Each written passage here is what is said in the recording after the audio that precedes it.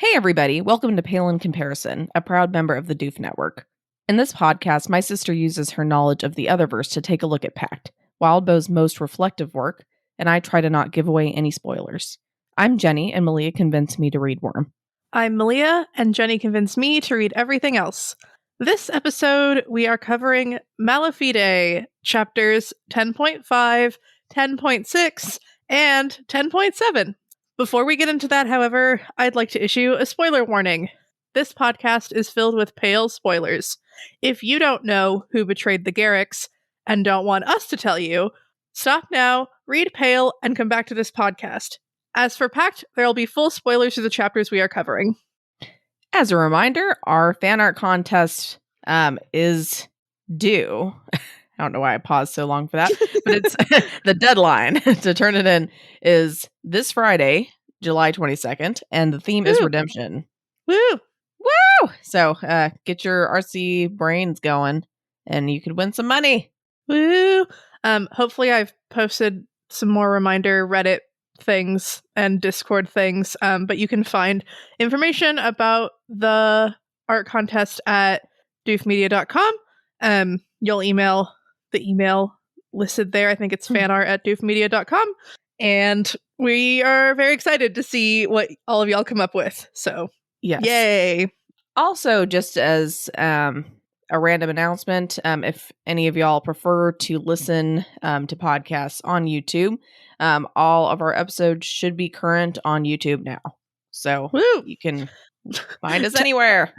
Yeah, technically this one is going to come out so our episodes drop Tuesday, and this episode will come out on YouTube on Wednesday, and I might just keep it like that so I don't have to remember to change, anyway, the time or whatever, but basically they'll be coming out every week from now on, so yay! Woo! There you go.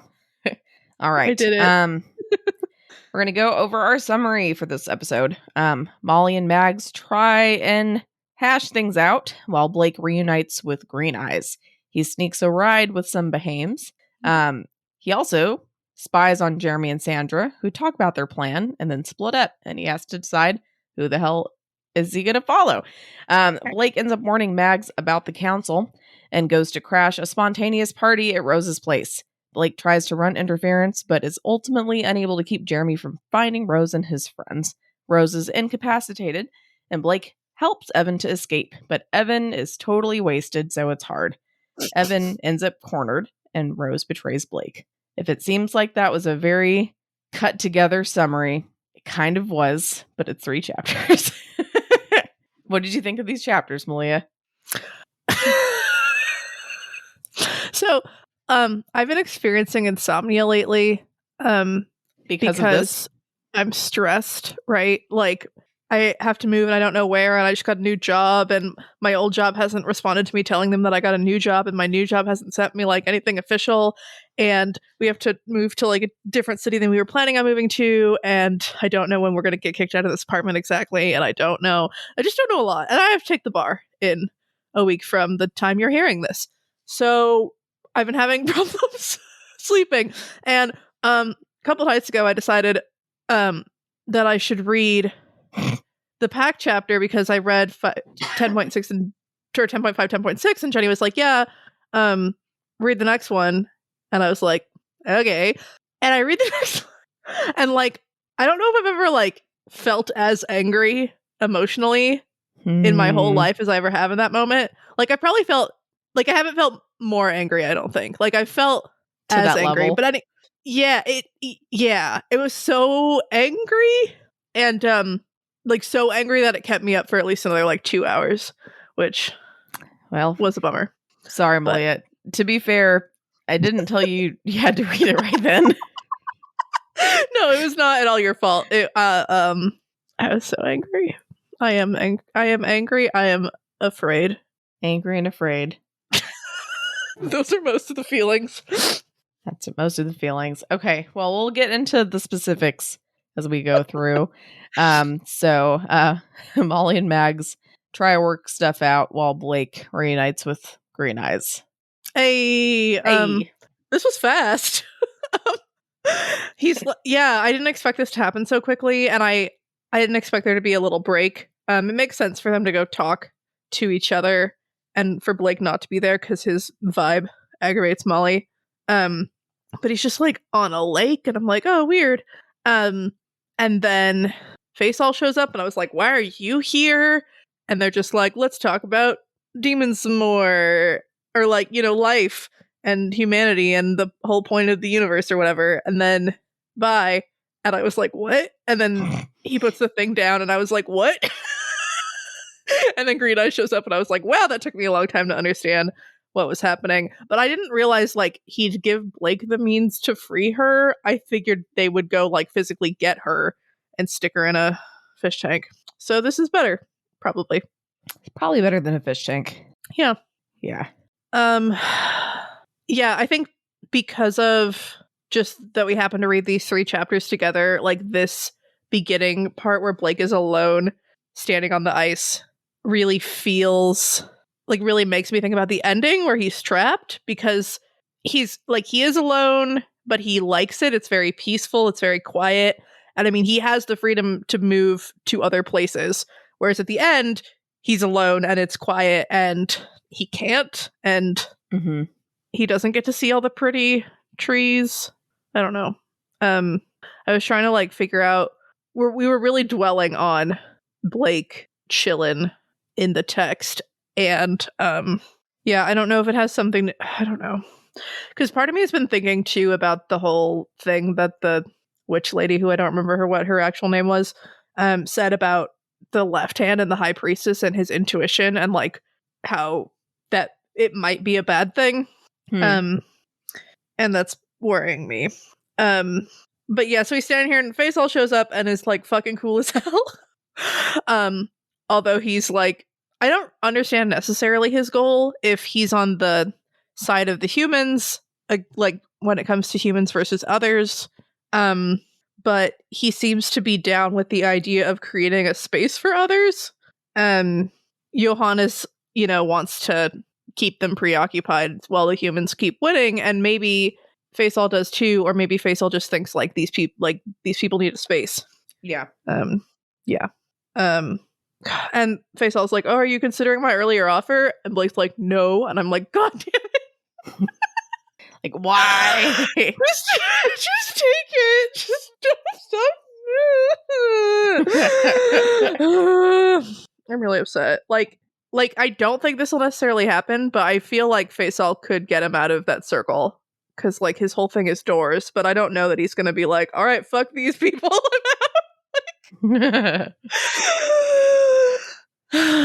Yeah. But yeah, so they talk about how humans are winning, but are humans good? And we don't know. And that's we fun. don't care. Yeah. Yeah, and then one thing that was cool, I guess, is that Faisal confirmed that the drains are the abyss, which was surprising, but I guess makes sense. It was kind of cool.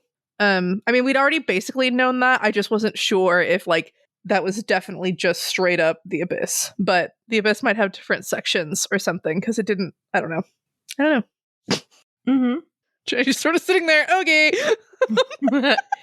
Would you like me to answer a question in particular, or just? I don't. I mean, are you gonna be like, haha, you thought it was the ruins, you suck? Like, you have a response? No, I mean, I was just waiting for it to confirm that. And no, you're not stupid, because you thought it was the ruins and it's wet.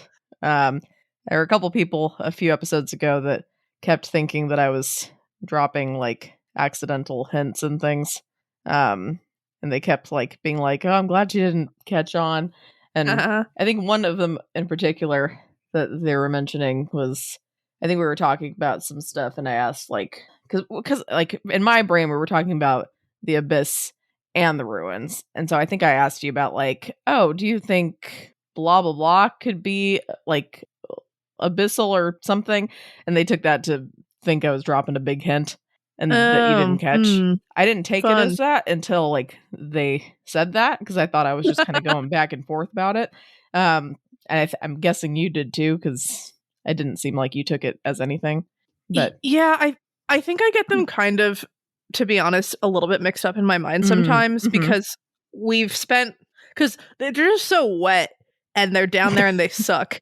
And there's lots of feelings and they're dangerous and there's like spirits and crap. And so it's like we haven't spent any time in the ruins in Pact, and we've spent basically no time in the abyss in Pale. Yeah. Like we've sort of seen it. And so I think that I just like don't have them a really carved good apart from each other as well.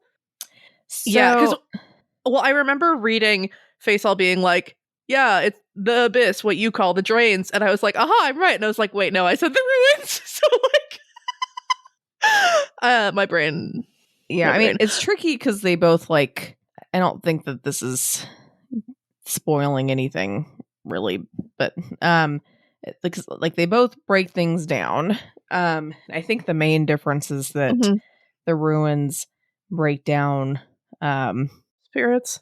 Yeah, like more of the immaterial, whereas the abyss breaks down more of the material. Cool. Yeah, that makes sense based on what I have seen of them. Yeah. Yeah. And we'd already been told that Blake was like tainted with abyssal whatever. So it was kind of, and like boogeymen, we know they go down to that's where they're from or whatever. I just wasn't like completely totally sure that that's what had happened, but yeah. Yeah. No, that's fair. It's like the abyss and the ruins are like, it's like a giant compost pile in terms of breaking down things. It's a bummer that it has to suck so bad. You know, I mean, like not all change necessarily has to suck that bad. Yeah, I mean, it doesn't suck for the ones doing the breaking down, but it probably sucks for, I mean, anything that is being broken down in general. But I guess it's part of the circle of life. Or something. Circle of the universe. The circle of the universe. We could be talking about compost or about that other stuff. Who knows, right? Yeah. I mean, both. Yeah. Compost helps the world go round. Yeah. Now I'm like, oh, does it like really suck for all the like vegetables and shit? Are they being like tortured horribly? I mean, I feel like they probably can't feel anything. Well, they're so probably dead. They're probably dead. Ben was just telling me about some documentary from the 70s that has to do with plants and how this one guy who did LSD. No, well, he was really good at lie detector machines. What are those called? Phonogram, whatever. All the listeners are like, it's this. Anyway, and apparently he like hooked one up to his plant and could hear it screaming. Well, no, he like that's extra wrong if it's a liar. I don't know what machine you're talking about. But. Well, he like it because it measures like electrical something or something, and when it can kind of detect when you're like freaking out or something. But so anyway, so apparently he put water in it, and the plant like freaked out. Like it really responded to that, and then he like apparently. So what Ben was saying was that he thought about like, oh, maybe I'll like burn one of the plant's leaves and see what it does, and then the plant freaked out and he hadn't like done anything or said anything, and so he's like, plants can read minds. And like, I don't know, maybe they can. So then they started trying to figure out if plants can sense other things die. This guy didn't take LSD and read minds. But like, I am unsure. It was the 70s. Yeah. You know, I feel like everybody had LSD and definitely pot. Yeah. Like maybe salvia, you know, just some kind of something. I mean, we have to eat something, and I guess you can become a fruitarian if you want. You can pretend to be a breatharian. Prevent the compost. Fruitarian is apparently when you only eat fruits or vegetables once they have fallen from the tree or from, you know. So you get them between falling and compost. You gotta be quick. So you swoop in. Yeah. Yeah. You gotta swoop in there. You're like the vulture of fruit. Yeah, that just feels like it takes too much. Like you'd have to like, I mean, I guess part of it you'd have to give up a lot of like modern things because so much of your time would be spent like looking for fruit that had fallen. Although trees. maybe if you grew a bunch of fruit trees and there wasn't too many people to feed, it'd be chill. Although something seasons, what do they do about? Can they jam? Can they make jam? I mean, I don't see why not. As long as it falls Well, Yeah, I don't they know. can't use sugar. They could use sugar beets after they've fallen from the plant. Or no, after they...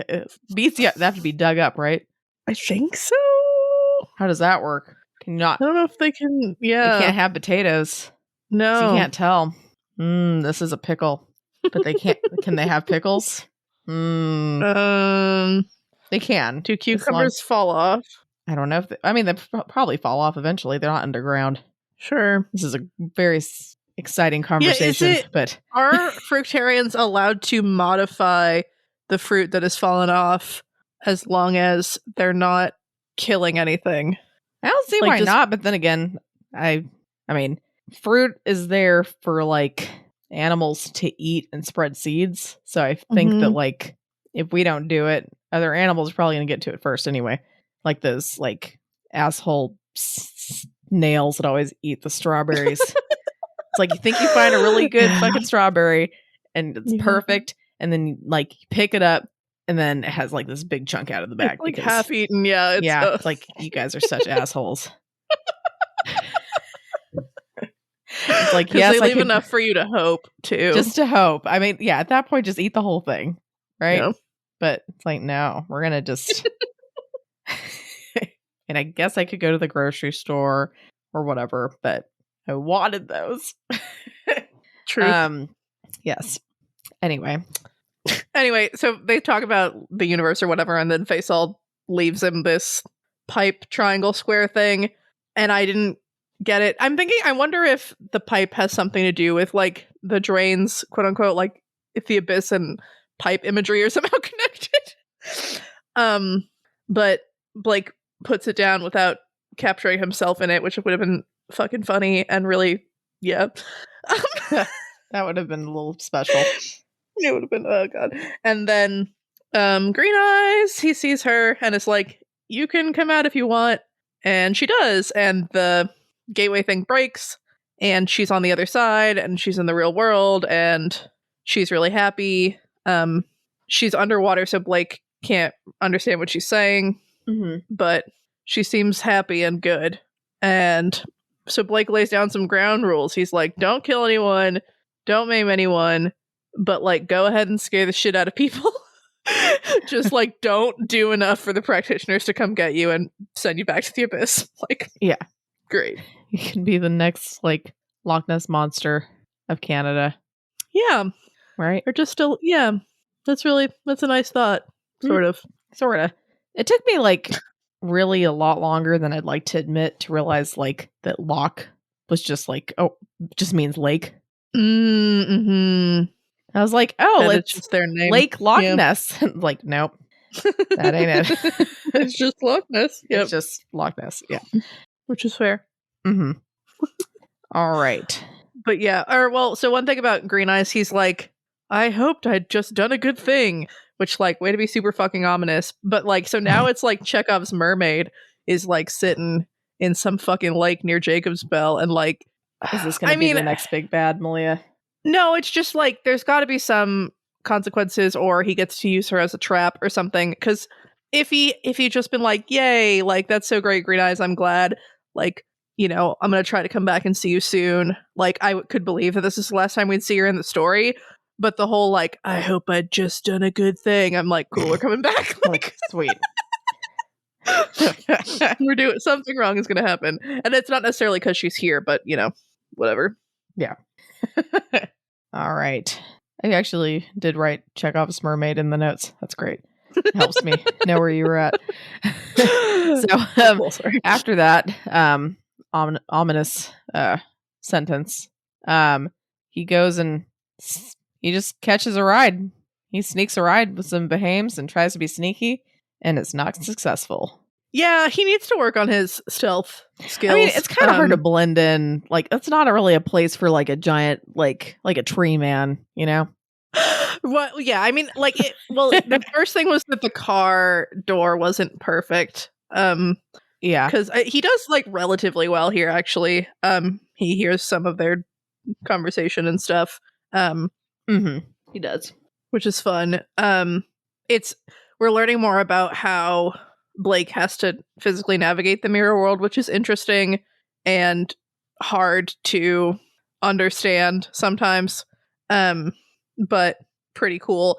This, I think Pact would really benefit from visual storytelling, you know, like if it was like a TV show or a comic or something, because I think like it's really hard to remember that very important characters aren't like physically near people. Yeah.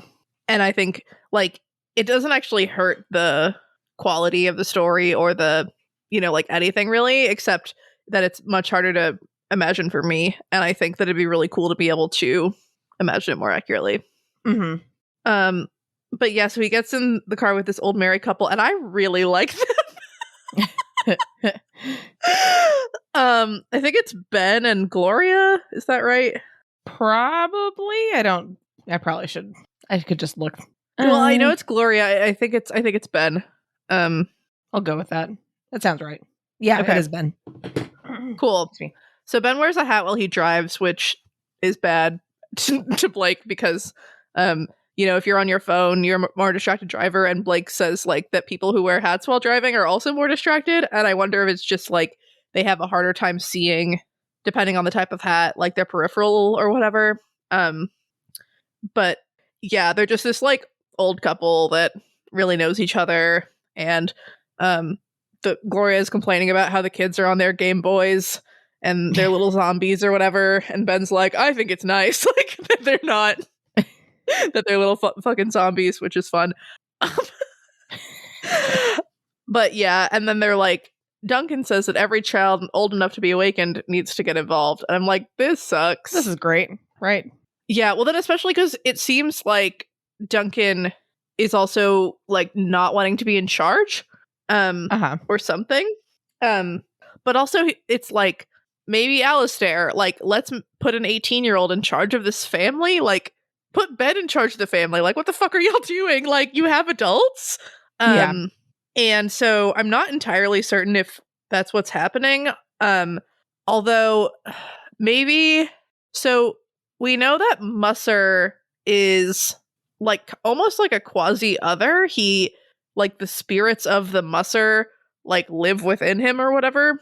And like nothing like that happened to Blake. But also Blake's not material. Yeah. But like there is something about the Thorburn heir being a woman and whatever. And then there's also like we know that Eamon was sworn to certain things and didn't want to swear Laird to those things. And we know that Laird felt really constrained as well, or at least Sandra thinks he did. And so maybe there's something more to being the head of this family, like there is with the Mussers. And maybe it's not like to that level, but maybe there's some reason that other people wouldn't want to be in charge of the family. Like it's not just like Peter Garrick, who seemingly is just like in charge and makes decisions, or like Y or whatever for the Bellingers. And so maybe that's part of it. Because it really seems weird to have like a whole bunch of adults and be like, that one, that child, let's pick that child. Yeah. Because rereading it at first, I thought they were like gonna like offer an arranged marriage to Rose or something, because they started talking about Alistair being 18 and like, you know, like Rose is 20, the Molly was 18, blah blah blah. And I'm like, is this a marriage thing? Like, yeah. I don't know. It seems wild to be like, oh, those Diabolists that we hate, the best way to deal with them is to marry them. Yeah, let's make them part of the family. So that's why I'm like, I don't think that's what's happening. Keep your enemies close. Your friends close and your enemies closer. That's what it is. They're just like, you know what? Fuck the Duchamps. We're tired of their shit. We're going to side or with don't, because otherwise you're going to get married and then you will fuck the Duchamps. Ha ha ha. Ha ha ha.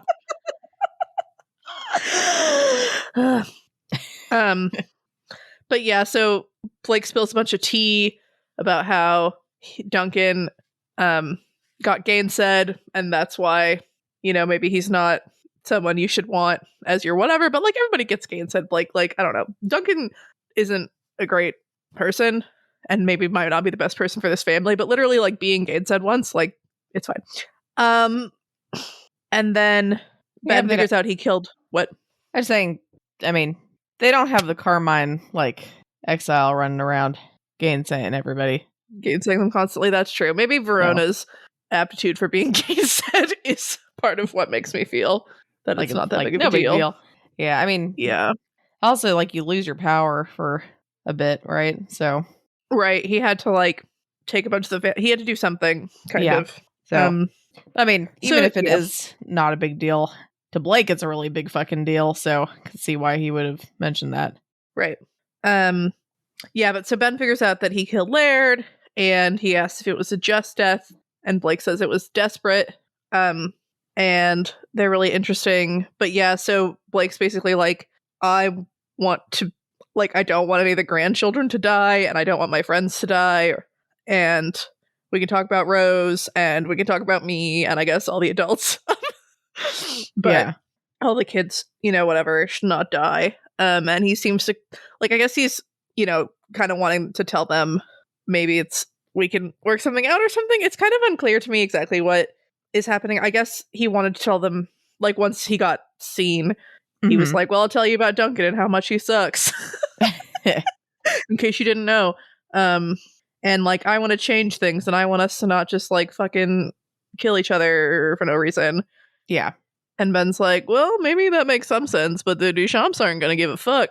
Good luck. But yeah, I liked these two. I hope they don't die. That'd be nice. Yeah, they do seem like a lot better, right?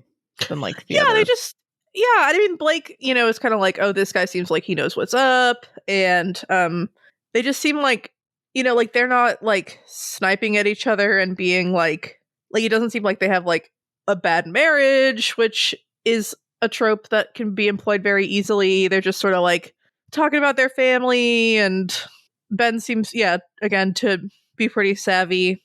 I like them. Yeah.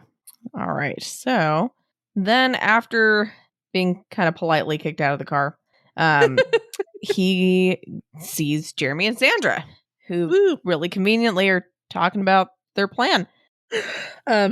Yeah, so we kind of get to meet up with them around where Jeremy's interlude left off, it seems.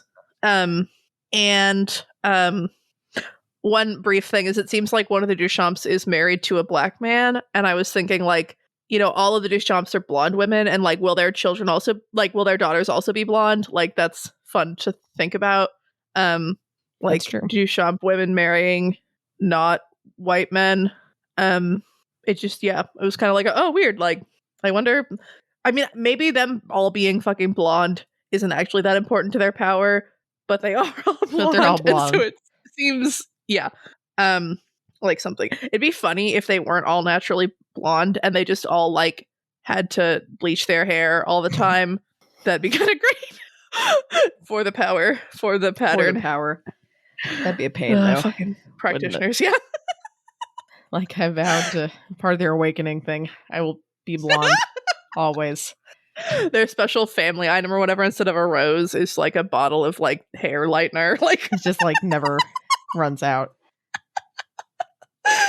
Oh, it'd be so good. Jeez.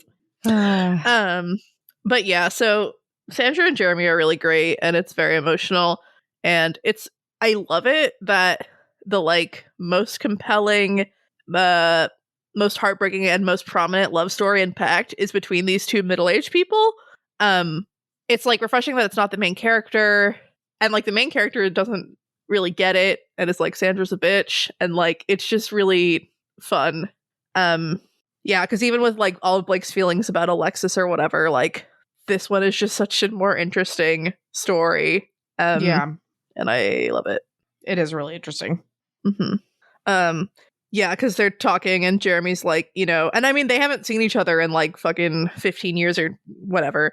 I don't remember. But like, he's like, oh, I know all your tells. Like, you have restless thumbs, and like, you put your chin at this specific angle, and like, you do this thing that Hilder does. And like, it's so cute. And it's awful. It's awful. So yeah, so then Sandra's like, don't do chaos for now. And I'm like, so what's his particular skill set? I guess his particular skill set is having a god who can just like get rid of wards and shit. Mhm. And that is a skill. Yeah. Well, Or something. if you, it's a asset at least. Yeah. And then they're like, Mirror Boy is a priority. And I mean, it's occurring to me now that maybe that's because he promised that Mirror Boy wouldn't come back. But otherwise, like, this is part of what has me worried about who and what Blake is and what this story is and how much Wildbow's gonna, like, make my life suck. Mhm. Because, like, I mean, Blake's scary and he has a sword that he can, like, stab you with from, like, reflective surfaces, and that is actually really fucking horrifying. But, like, he's breaking down a lot. He can't practice. Like, you can just put wards up in your house and he can't do anything when, like, Mhm. I don't know why he'd be that important unless it's just about the promise and just, like, there's some person out there running around stabbing people. Yeah. Yeah. But yeah, so Jeremy's gonna go after the Thorburns, because Sandra's fairly confident that they'll have other opportunities to attack them, but that this might be the best one. And she sort of reflects on Mags, and she says hopefully the girl hasn't committed because, she's and whoever are gonna go after Molly. Which, like, I guess is fair if there's some, like, scary wraith that sucks up really bad energies and, like, can practice apparently around in your town. I guess you kind of need to deal with that. But also, if Mags made it her familiar, can't they just, I don't know, deal? But it's interesting with Sandra and Mags both reflecting on how they didn't want to be on opposite sides. Yeah. And it's sad. It is. But yeah, I don't get how these people know everything. I feel like in Pale, I'm trying to remember, usually when people just, like, know shit they shouldn't know, there's, like, an augur or something involved, and, like, it seems like there's a bit of augury in the Duchamp and Behaim's practices, like, not, super hardcore, but Yeah. more with the Behaims maybe, but it's just kind of like, she knows about Blake, she knows he's in mirrors, she knows that Molly is a thing, she knows that Mags is considering becoming her familiar, or opposite, whatever. She knows, like, they just, like, know all of this shit, and they, like, it hasn't been that long. It's been, what, like, 2 hours? Like, Yeah. since, like, how? And, like, I mean, like, this could just be something we never really figured out because, like, there are spirits and you can send out others to watch people and you can whatever, but it seems a little wild. Although I guess it's important to keep an eye on the ambassador and the other people. Mhm. Yeah. Especially, I guess, if they're calling her and she's not answering, and then they're going to be like, oh, what's up? And they're going to be like, oh, there's a scary ghost. Scary, spooky ghost. Okay. Yeah. Any other thoughts? Well, just the end thing was really cute where she, like, puts her hand on his chest and says, like, no apologies, and he says no apologies or whatever, and she kind of, like, pushes him, like, nice, like cute, like, flirtily, and he turns around, he's like, all right, squad, let's go. And I was just like, this is so cute, and I hate this, and it's so cute. And so sad. So cute and so sad. Just figure if she's, like, gone through menopause, they should just, like, get back together. That's fine. It's true. I don't know Like, if she's... I guess he wants to be Lord of Toronto, but, like, just move to Jacobspel. Like, fuck it. Anyway. Well, Sandra is going after Molly. Jeremy is going to throw a super rad house party. Blake has to decide. But he basically goes and he warns Mags about the council, about Sandra and all that. And he goes to crash the super sweet spontaneous party at Rose's house. Well, yeah, seeing Blake weigh his options here is interesting. He reflects on how he's becoming more cautious, kind of. And, like, he can't afford to take some of the risks he took before. He's like, Blake fighting Conquest would have just broken these fucking car mirrors or car windows, but then, like, what would I have done? And it's like, yeah, wow, Blake, you thought about it. I'm proud of you. But also, yeah, it's like he's aware that everything that hurts him, like, takes something away from him and allows spirits to come in, and that's probably bad. And yeah. So that was an interesting thing, but he's like, he goes to the house and he can't see in the house because they fucking suck. So he can't warn them. And he's like, okay, well, Maggie was sort of around here, but like, let's find her. And so he finds the two of them in a park. And Molly seems okay. She's still like twisted and distorted, but more stable. And Mags is still, upset. But yeah, so Blake is like, hey, Sandra knows about Molly. They're coming to attack Molly. Johannes and she are meeting up. It's weird. It's interesting that Behames aren't included, but I guess everyone's like literally fuck Duncan. And so like they're going to go meet up and come after them. And we learn, I think, that they haven't done the ritual, which like maybe is good, maybe is bad. But yeah, so he's kind of like, I can't get into the house, like, but I'm upset, like, whatever. And Mags is like, no, go help your friends. Like, you're making Molly agitated, like, yeah, and worse. Go away. And he's like, yeah, call me if you need me.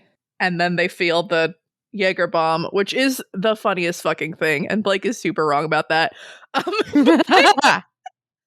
They feel the Jaegerbomb, and he's leaving, and Mags is like, what if you need help? And he just like doesn't respond, and I'm like, god damn it.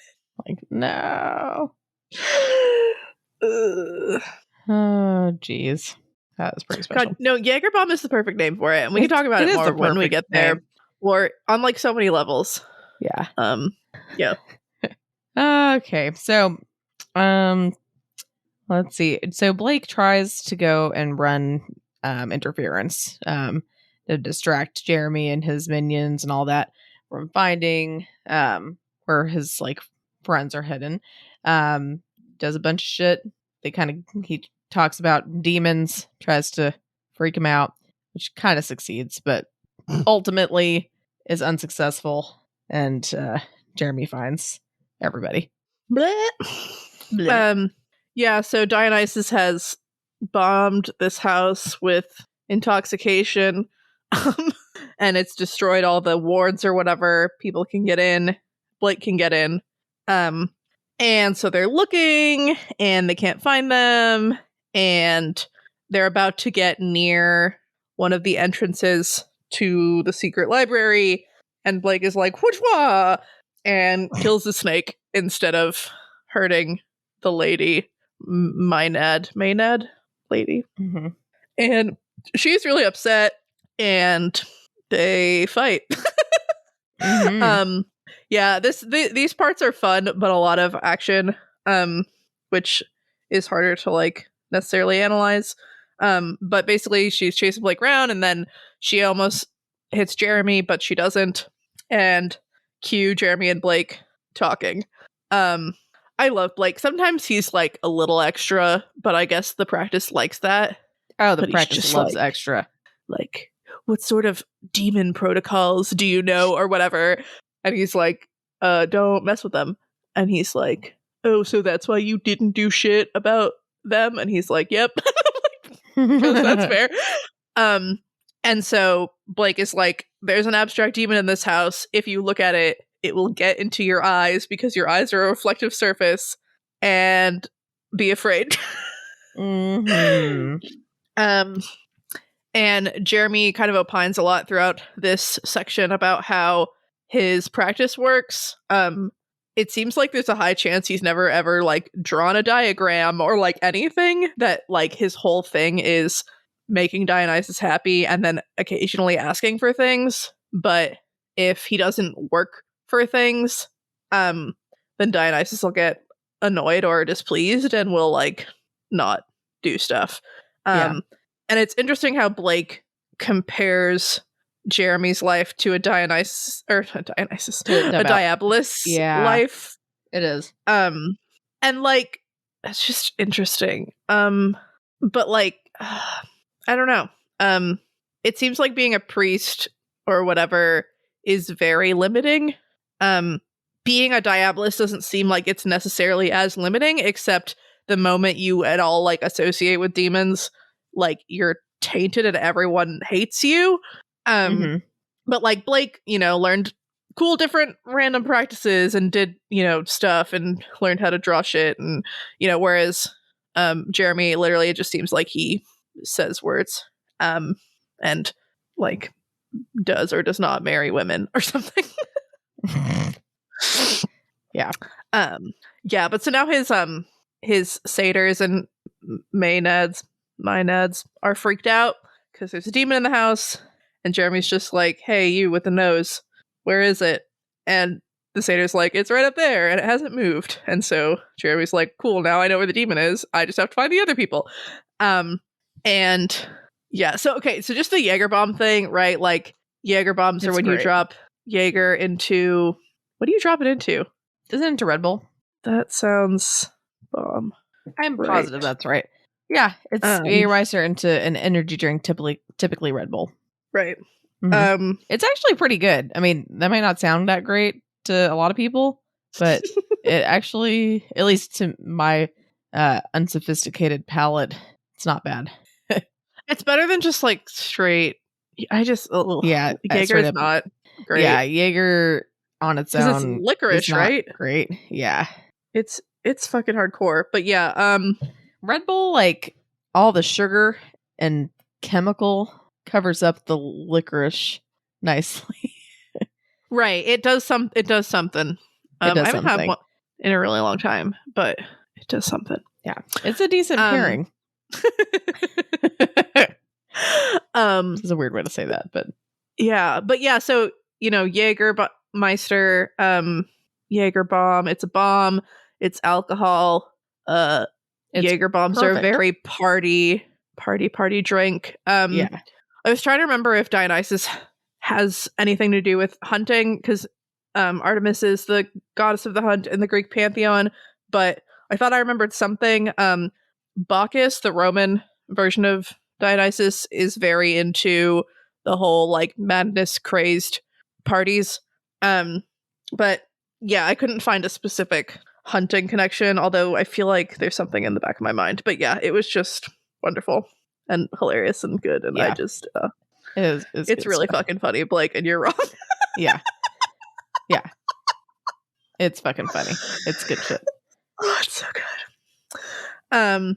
Yeah, and Jeremy here reveals like that they don't want to kill Rose, and he might even say we don't want to hurt Rose. Like they don't want that house to pass to the next heir, right? Like they want to have control of the heir and just to like hang out or whatever, like which seems smart if you could just capture all of them and like hold them so they can't do magic until the whole situation's resolved. That's probably the best idea. And then like maybe the plan after that is to just murder them all because all the Thorburns are there, so they can just kind of whatever, again, murder them all. Yeah. And that sucks, but they're not immediately in life-threatening danger. And Blake decides to run and try to get to them, sees that the door to the library is open, tries to close it. The mirror world doesn't like him, and Jeremy gets in there. Finds everybody just like completely fucked up. Yeah. Which is not a surprise. Yeah. So basically, Rose is like passed out from all the booze, all the Jaegerbomb goodness.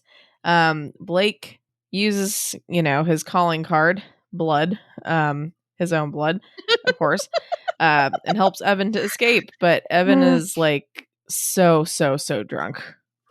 So he's not very coordinated and they have a hard time. Oh, he tries so much. Yeah. So they chained Rose up with some strange fashion apparel and sex toys. I'm pretty sure that's why one of the satyrs or whoever had handcuffs on them. I mean, yeah, it makes sense. Because they like directly reference some sort of sex thing that they could use for Ty that they don't because it's too much. Mm-hmm. Yeah. But yeah, so Jeremy's sort of like, working on apprehending these people. He has them lie the mirror on the ground so that I guess if Blake managed to get into it, all he could see was the ceiling. Starts drawing a circle for Evan. Blake does his whole come Evan thing, which was like cute and heartbreaking, and it worked, which was great. But also, Blake, stop hurting yourself. Yeah. The other thing that's weird is like the mirror boy is a priority and stuff, but also Jeremy's like, yeah, you can go if you want, whatever, bye. Like, I'll talk to you when I'm done with this. Which seemed surprising. Yeah. Although maybe he's just sort of trying to like downplay it, or like figures he can get him later or something. Yeah. That his satyrs can find him because of his scent or something. Yeah, maybe top priority. I don't know. Maybe, I don't know. Right. Securing the Diabolist at all is probably the top priority. But yeah, so Evan kind of gets out, and Blake tries to help him navigate, and he like flies straight into the mirror. Or whatever, the reflective whatever, and then they're just sort of running around the house, and a Maenad and a satyr are chasing them, and Evan keeps saying crap and can't shut up, and he tries to hide, and it doesn't work because he keeps talking, and it's really good. It's pretty funny. It's like, why do people do this on purpose? So good. He's so great. Yeah, I was sort of assuming that he would just be like, all right, I got Evan, like Evan and me, let's go out and regroup, as opposed to like, let's now go and free the rest of them. I mean, I guess it makes sense he wouldn't want to leave them, but I was expecting them to be like, or for like, Evan, go get, I guess there's no one except possibly Max, so never mind. Yeah, so then Blake like bluffs hardcore, like he can like summon demons and shit, which is pretty funny. He probably could summon Ornias. Yeah. Except no. But yeah, that's pretty funny. Blake tries to do some more practicey stuff because the connection thing with Evan worked.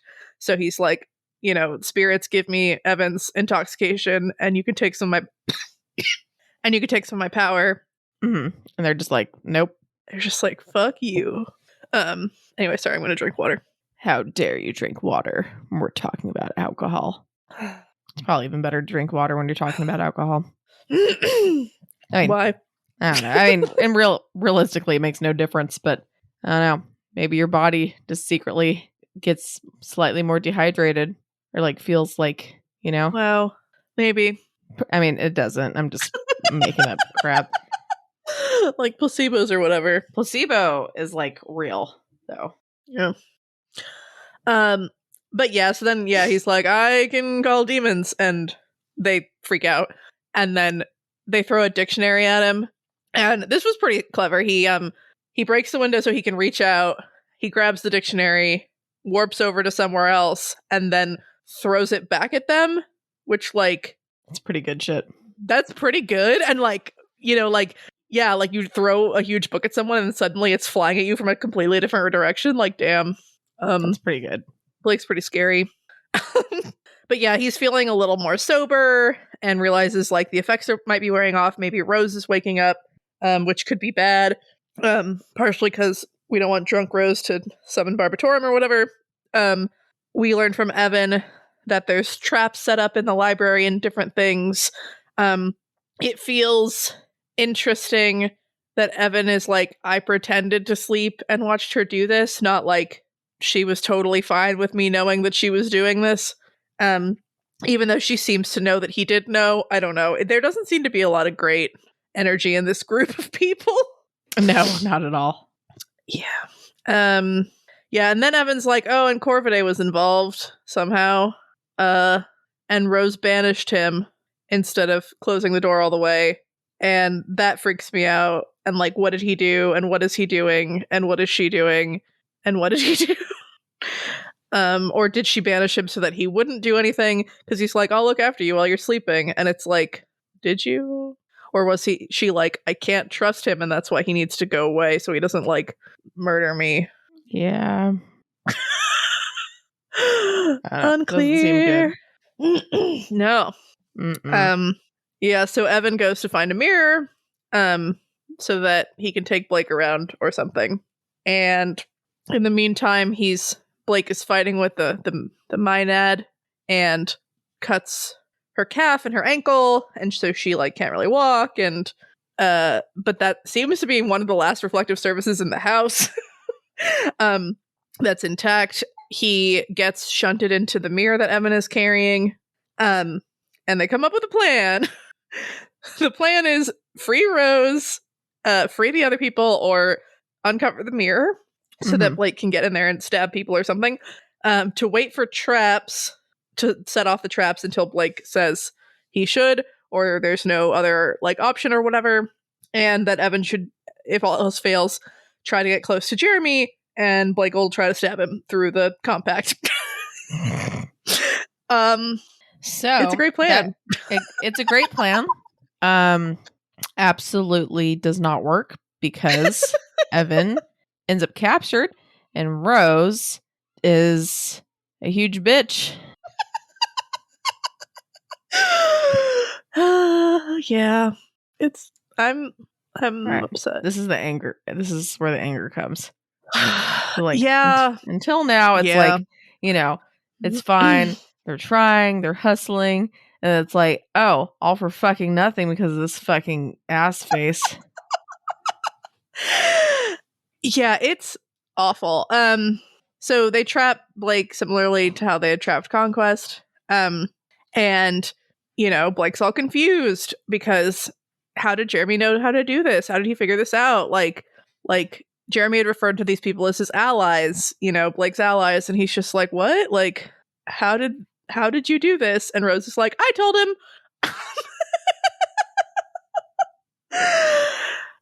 And she sucks so bad, and she's just like, I have a plan, and these three people know what it is, and Evan knows what it is, but he doesn't always get it. And Ty's like, he doesn't like the idea of using monsters. And I'm like, monsters? Like, monsters are like, the goblins are monsters, right? Like, Blake, I guess, boogeymen are monsters. Like demons. That's too mild for demons. Right. Demons, like, it's hell incarnate or whatever. Like, it's not just like Snuffleupagus or whatever his name is, right? Like, it's not like big hairy thing. It's like evil. So yeah, I'm glad literally one of you doesn't like the idea of this.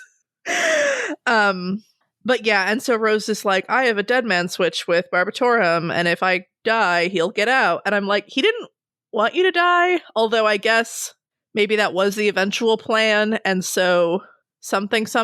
I guess he also doesn't want her to kill herself out of desperation, but that sucks. So Rose is giving something up in exchange for this. The house doesn't have barriers anymore, which seems like a pretty big deal. She's agreed to some of the like concession rule thingies, and Jeremy's gonna leave them alone. Because what the deal was to disarm the traps in the library and to help bind Blake. We learn that Rose knows that she's tainted by Conquest. And she's like, oh, you think I didn't know that? And like, you think that with all these books, we can't find a way to like undo this? I'm like, no, bitch, I don't have that faith in you. It's been like not that long. And she's like, we decided to keep it because it's a power source and it's such a great idea.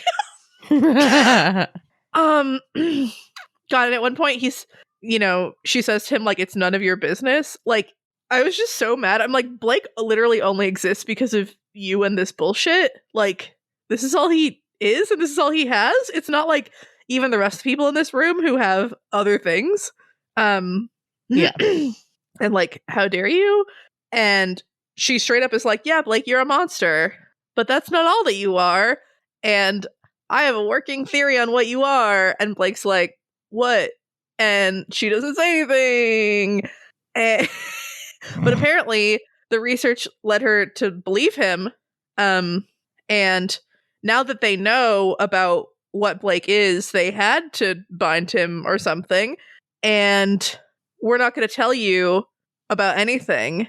And we can't move you easily. I'm like, is that because the mirror's heavy? Or because I guess you'd have to move the circle and the binding too, but I don't know. And she's like, if you are willing to be quiet, we'll just leave you in this mirror staring at this blank wall. Ha ha ha ha ha ha ha ha. Yeah. But then, yeah, Rose confirms that she was more of a bitch than Grandma, so Blake being Grandma's reflection is still a contender for a theory. Yeah. Because Blake's a better person. Yeah, conquest isn't helping, but it's not excusing anything. Yeah. And then, so, okay, I don't know if this is the time. This is now the time. I'm really worried about this story. Okay. I'm worried that I'm being played again. So just to let you know, I might not be able to say shit, Malia. In fact, I can't say shit. Okay. Just wanted to, yeah. It feels like, so there's obviously something more to Blake than we know about, right? Like something is we still don't get it, right? Because if he's just a mere reflection of Rose or whatever, and he was just made to help stave off Rose's, whatever, and buy time, like, what is the problem with that? And if it's like, yeah, he's your friend, whatever, like, why do you have to lock him up? Similarly, Jeremy and Sandra being concerned about him. I mean, I guess Blake did become more of a pain in that he's like, gonna be a stabby mirror or whatever to Jeremy, but making this deal with them in exchange for capturing Blake, although presumably not sicking Barbatorum on everyone was part of that. It just seems like we still don't understand what Blake is and how he was made and what is happening, and maybe he is somehow bad. Okay. Because the first time I read this, I was just like so mad because like, how dare she? She's awful, and this is so like cruel.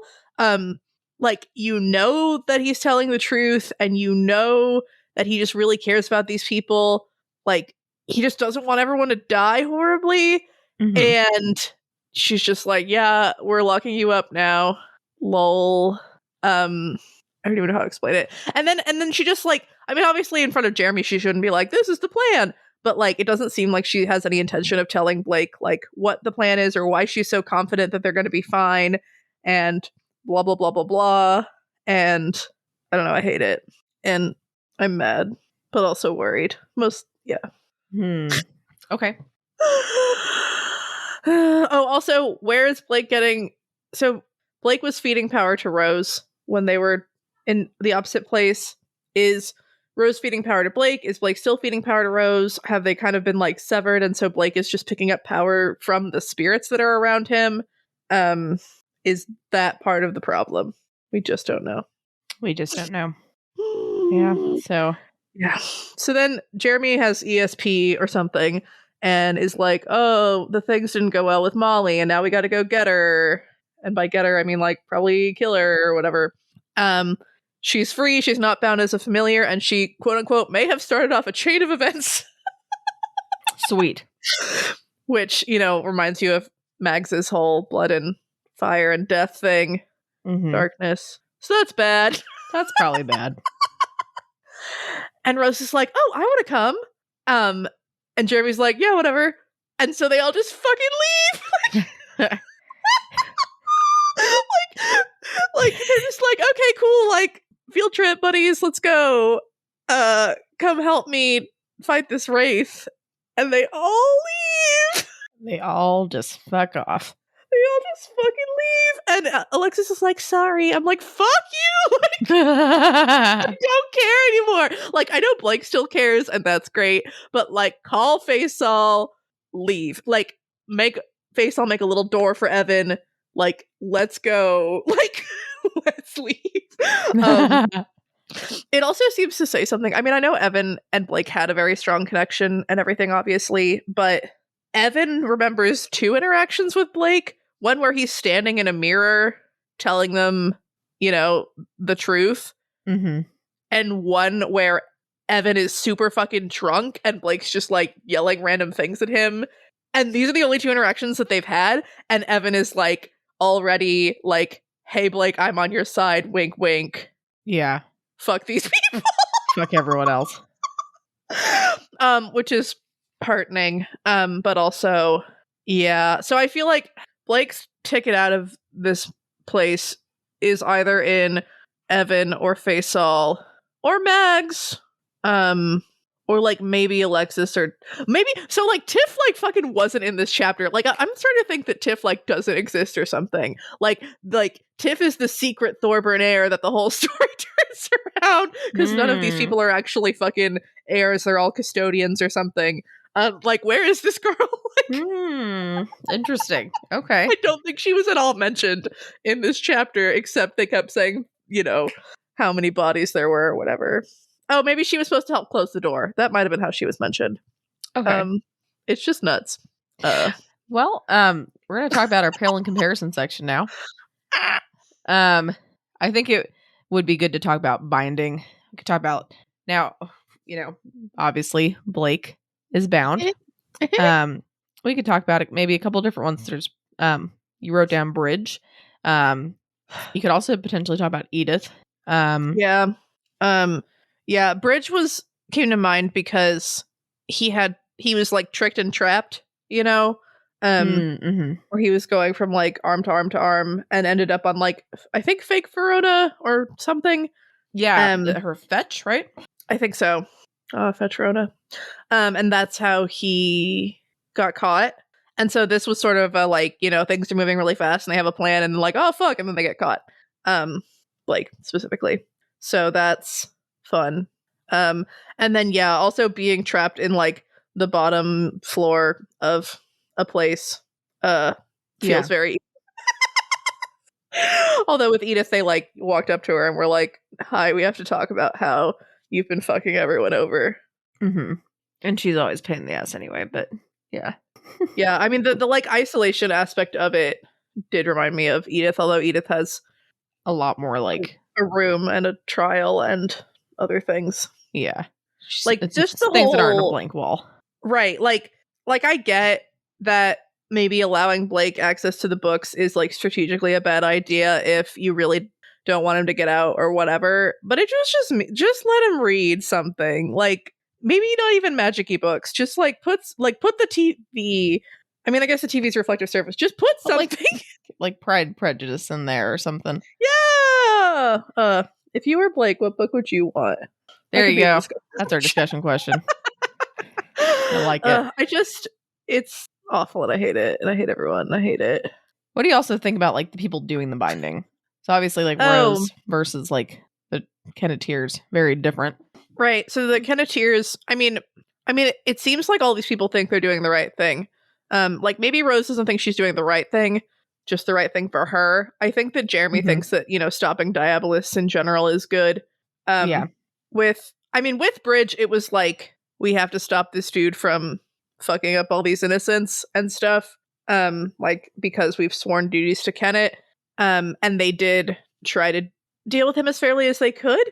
Whereas no one seems concerned about what's fair for Blake. And like I said, with Edith, it was like basically a trial. Like it was like there was a judge, there was an adjudicator. They did, you know, talk to her and talk. I don't know. Yeah. It was like not just about one person deciding. It was more fair. Yeah, right. And they're like investigating a murder and stuff. It wasn't just like this feels more lawless and vigilante or whatever, whereas that felt more sanctioned. Yeah. By whatever. More legit. More by the books. Yeah, although, I mean, I feel like Rose, again, does think that she has a really good reason for going along with this, and Jeremy thinks that this is good. But I guess boogeymen are things people like to look up. Yeah, it's probably true. All right. It is time for Malia's bold and specific prediction. Woo! So I know next chapter is an interlude. And I'm thinking maybe it will be a Molly interlude. Interesting. I mean, I think that the interlude will... I mean, maybe it's going to be like fucking not at all have to do with this specific cliffhanger, but I kind of imagine it being us like seeing what's been happening at this fight. Because like Blake's not there, so we're not going to get it any other way. And I was thinking from Molly's perspective, and then as she like is horrifyingly killed or something, could be interesting. Could be interesting. Yeah, or just in general, I think it'll be someone who's at this fight, like some random Duchamp or whatever.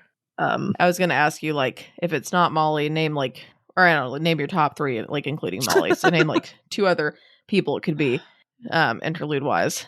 I never remember all the fucking Bahame kid names, or you could just say, "Screw you, I'm not doing that." Oh, the like punk emo Bahame chick could be sort of funny. I'm still obsessed with Penelope, and I don't know why. Maybe. I mean, I get what if. Ew, that's weird. No, I don't think it'd be like Faisal because there's still mysteries. Sure. About Johannes. But what? I'm just out of curiosity, not necessarily having to do with this, but like, what are like a couple people that you'd love to have, like you hope you have an interlude from besides Molly? Like by the end of this, or I guess you could say your top 3, and you can include Molly because I'm assuming you're gonna want Molly. No, well, I think my top 3 would be Rose, Johannes, maybe Molly. It's just so sad. Okay. But yeah, I think definitely Rose, Johannes, or like Faisal, one of them. And then, I mean, I think like a Laird. I still feel like there's something left about Laird, and maybe there's not, and it's not really anything, but a Laird one would be interesting. Okay, cool. Oh wait, and sorry, Diana, because I forgot that Toronto existed, but I love her, so maybe Diana.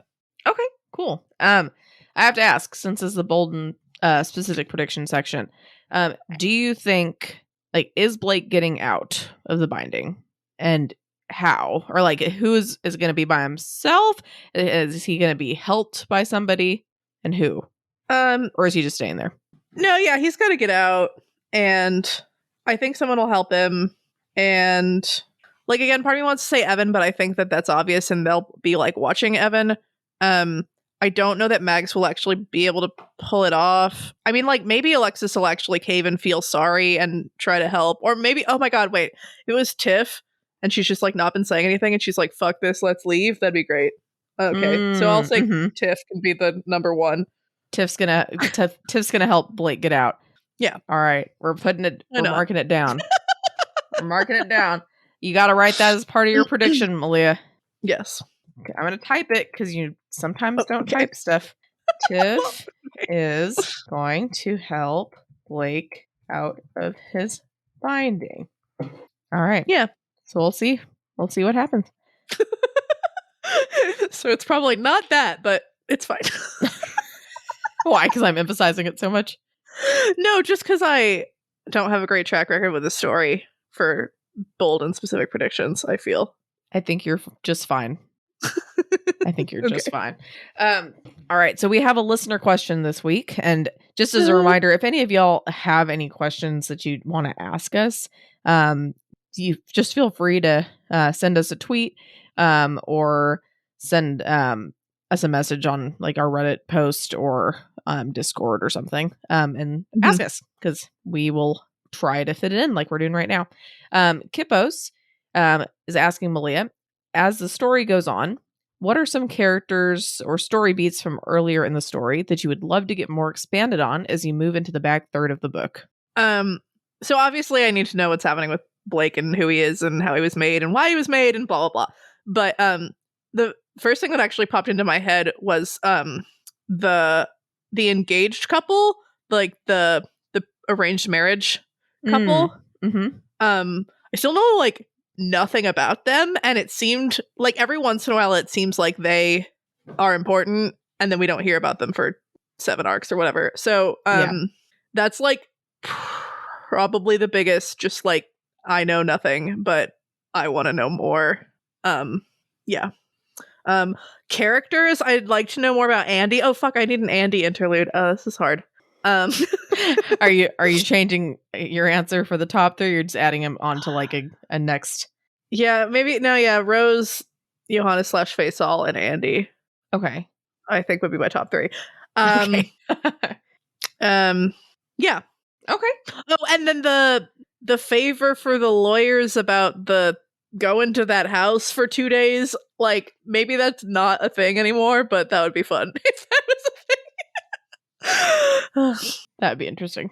Sure. I know we forgot about that almost, right? Yeah. Think they're Yeah. gonna send like Rose to do that? Yeah, I mean maybe or something. Because yeah, they seem to be like, okay, bye Blake, fuck off. Although, okay, here's the thing: if Blake was that important, would Miss Lewis just be like, "Fuck you, I'm leaving you here"? But then again, maybe the whole point was that he had to fight his way out of the abyss, or he wouldn't be enough. Yeah, maybe. I don't know. That could be it. All right. So last week's discussion question was, if your only choice for familiar was your enemy or someone you wronged, would you do it? Why or why not? And we're starting with Kippos. She says, to the shock of people, based off of how I play my RPG characters, I wouldn't take someone I'd wronged or an enemy as a familiar for a power boost.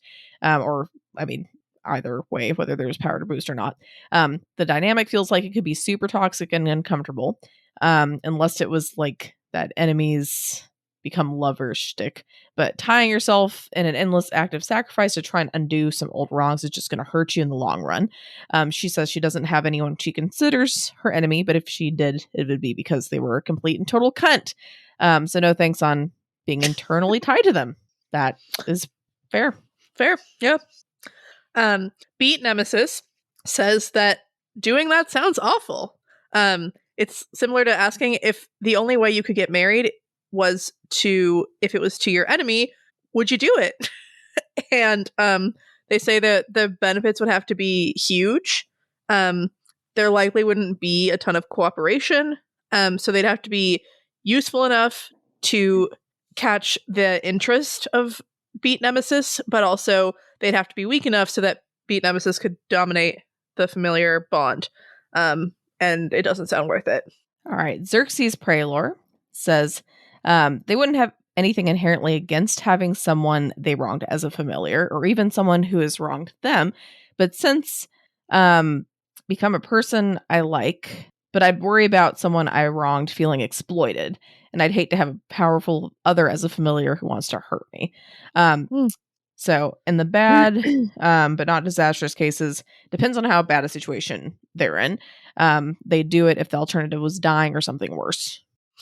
Propaganda Pagoda says, if it was someone I'd wronged, I would do it. How hard is it to make amends? I would trust myself to know if this person was just playing along enough to screw me over forever. Or you can maybe contract it out in the ritual.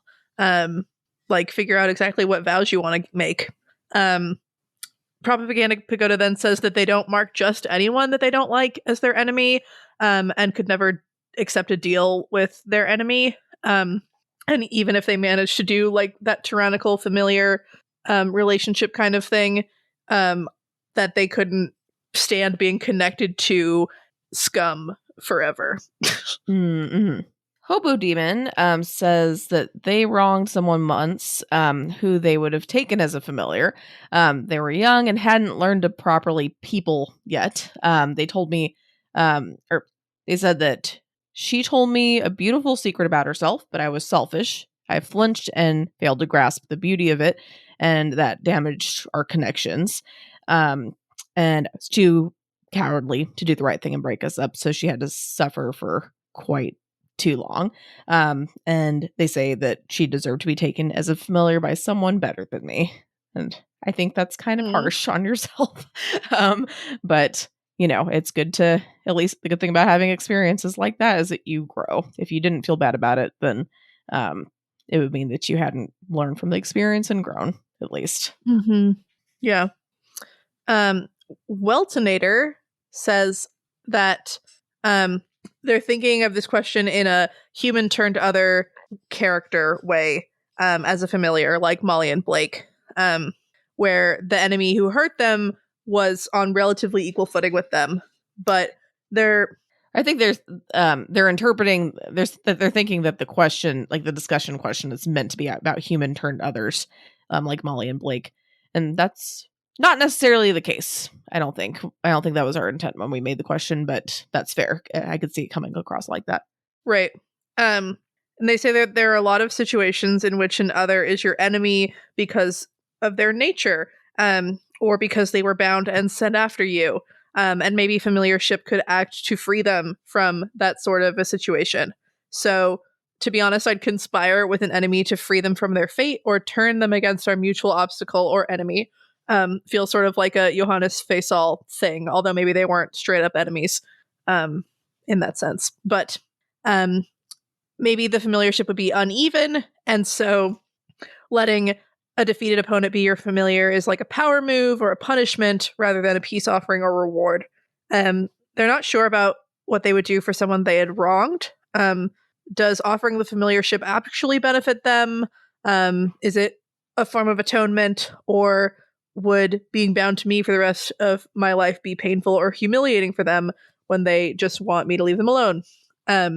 Or do something else to make up for what they'd done. Mm-hmm. And that's fair. Sure. Macy 1 starts by saying, not sure I can answer this question because I don't think you can be your own familiar. And then they say, but for real, in the case of the enemy, I can definitely see myself being open to this if they are. Seems like a great way to either try and make things up to them or put an end to conflict by aligning priorities. I'm put in mind of recommended ways to handle divorce proceedings and stuff, even if this is sort of the reverse. Both of us would be motivated to create a pretty equitable familiar arrangement, and it should help with all that jazz about seeing the other person's perspective. The enemy would have to be something shittily unmovable, like an incarnation for me not to think that could help. In the case of someone I wronged, well, it depends on what I did, but I lean towards no. Starting a relationship like this with such a lopsided feeling of responsibility feels like a recipe for disaster. So unless what I did is so bad that I feel like it's right that I spend literally my entire life making it up to them, then I think this is a bad idea. Even in Maggie's case, I don't think what she did was rest of your life making it up worthy to this degree, even if it was pretty bad. I mean, I feel like if I was in her position, I would probably feel, at the very least, bad about it for the rest of my life. So I could see someone choosing, but that's fair. I just have to say, we have one more discussion question answer, but it's not from this discussion question. We had a an almost discussion question based on our weird ass episode last week, where I said that maybe our discussion question could be, would you rather have a tail with no vagina or no genitals, or would you rather have multiple sets of legs with a set of genitals for each legs? And I said at least 6 legs. I'll let you read this one, Malia. So low to a Lodi specifies that they want to answer the legs one and that they'd like 8 pairs, please. It's so many legs. That's a lot of legs. It's a lot of fucking legs. But I'm really glad that you answered that. Thank you for that. Yeah. Yeah. Sort of seems like, based on these discussion questions, that I mean, this might not be charitable, but I wonder if people think Mags did the wrong thing. Because I think when I was reading it, it felt very admirable and stuff, but maybe it was dumb. I don't know. I could see it going either way. I don't know if that's a decision I would choose to do, because I feel like that would potentially be torture for maybe both people involved. But it depends on what your attitude is about it. If both people are willing to try to make amends, it might help. But if you're, I mean, I'm not really surprised that Molly didn't end up at the end of this chapter being a familiar and all that, right? Because she was pretty fucking negative. Yeah. I mean, especially if people are coming to attack them and then she absorbs some of that and freaks out. It's a bummer. That's a bummer. Well, our new discussion question for this week. If you were in Blake's position, bound and having to stare at a blank wall, but you could have one book or non-reflective item, what would you choose to have with you? Yeah. Do you know what you'd think, Jen? I don't have a Kindle, but are Kindles reflective? Aren't they? Don't they have like non-reflective ones? I think maybe, yeah. If I could get away So with that would be right. That'd be prime. that'd be Primo. fucking sweet. If I could do that, I'd do that. Yeah. Yeah. What if you couldn't do that? Fuck. If I couldn't do that, I'm trying to like think of like a method of communication. Could I have like a walkie-talkie? Let's see if I could have a Oh, so walkie-talkie. You're trying to like get out or something? or at least have a way of communicating with some Talk to fucking people? person. Sure. Yeah. If I really can't have anything like that, like, I'd have to think about, I don't know what book I would choose. I'd either choose a book or I'd do like, some photos of like my family, but that might make me Oh. depressed. But I'm probably gonna be depressed Yeah. anyway if I have one book to read for like the rest of my fucking life. Yeah, I was trying to think, like, I love Pride and Prejudice, but I don't know if it's quite long enough, depending on how long Blake's in there. Like, part of me was like, would I want something like, War and Peace, or just some like super long, I mean, I might. epic I've never story? read this series before, but from how long it sounds and how much people like it, I might do like the Wheel of Time books. If I could have Wheel that. of Time! That's more than one book though. But I don't know. It's a tricky thing. If I could get away with it, a Kindle. If not, some family pictures. They're non-reflective. And if not, the Wheel of Time. I Not like. the Wheel of I Time. accept those answers. All right. What about you?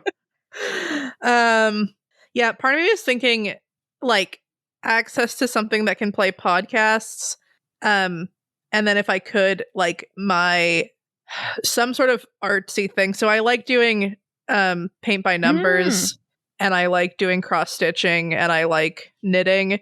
So it's kind of cheating. It's 2 items, but if I could get that, Oh, that's a great idea. Maybe I That's should have my nice. ukulele instead. Oh, With like if I could sneak a picture of my family in there. I don't know. I'm cheating though, but yeah, I cheated too, so it's fair. it's cool. Poor Blake. Poor Blake. Well, thanks for listening, everybody. If you enjoyed this episode and you'd like to help support the podcast, please subscribe, share it with your friends, and leave a rating and review. To support our podcast, go to patreon.com/doofmedia. And if you'd like to support Wildbow as he continues to write fantastic stories, go to patreon.com/wildbow. You can follow the pod on Twitter at Pale Comparison, or send us an email at paleincomparisonpod@gmail.com. Keep an eye out for our Reddit thread in r/parahumans, where you can answer a discussion question and share your thoughts on this episode. In addition, if you would like to see all of my predictions laid out, check out our episode description for a link to a prediction tracker. Next episode, we will be covering Chapter 10.x. And as a reminder, again, we've got our fan art contest theme redemption due on Friday. So please get those submissions in. Redeem yourselves. I'm sorry. Redeem yourself. Redeem. Okay. Get cred that you can redeem for cold hard cash. That was better. That's better. For a second, I thought you were saying that almost, I don't know, for just like a placeholder for like go fuck yourself. Like if you don't submit anything, go redeem yourself. Just go redeem yourself. No, yeah, I was trying to figure out like a fun a way catchy to little say something, and I couldn't figure it out. But That's I cool. got there with redeeming like a coupon for some sweet cash, which is always nice. Yeah. All right, this week's fun fact I think Malia would appreciate. The movie Frozen actually recently helped solve a 62-year-old Russian cold case. What the fuck? How? Yeah. So just to start, I'm probably gonna mispronounce this, but there's a pretty famous kind of mysterious incident that happened. I think, I don't know if I'm pronouncing this right. The Dyatlov Pass incident. So basically, like 9 Russian hikers were going camping, and in 1959, like up in the mountains, and I guess there was no snowfall over the night.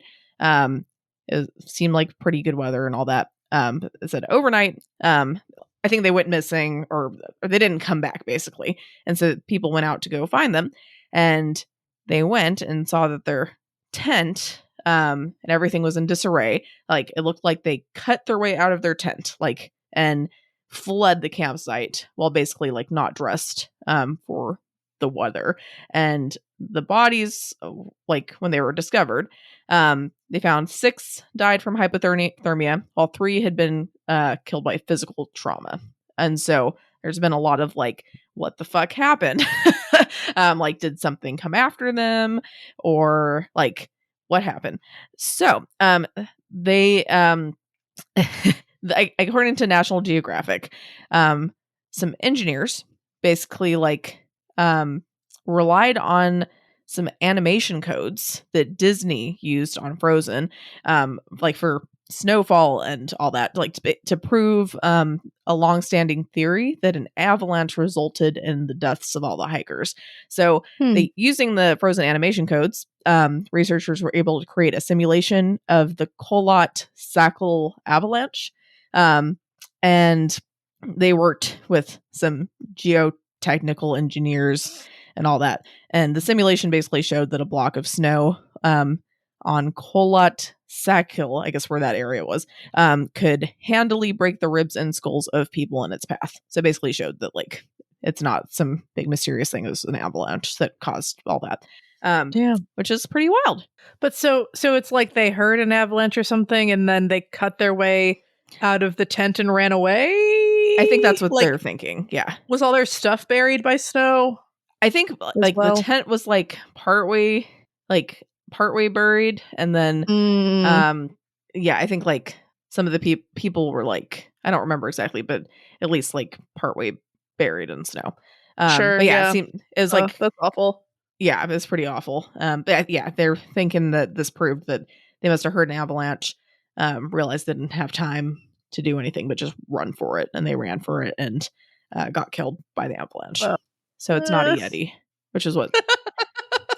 Okay, cool. Yeah, okay. Because I don't remember what show it was, but I saw a Netflix episode, some show about like unexplained phenomenon or something that actually was about this, and I guess it was recorded before Frozen helped solve it, because they were basically like, some people were saving avalanche, but if you look, like, this person had their skull like broken and this person blah blah blah, so it could have been a Yeti or something. It was one of those where it's like, it could have been a supernatural thing, but no, it's just an avalanche.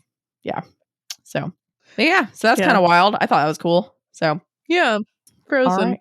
Yeah, changing people's lives. Well, yeah, or at least helping solve deaths. Probably not the tagline they want. Helping people let go. Oh shit! Oh shit!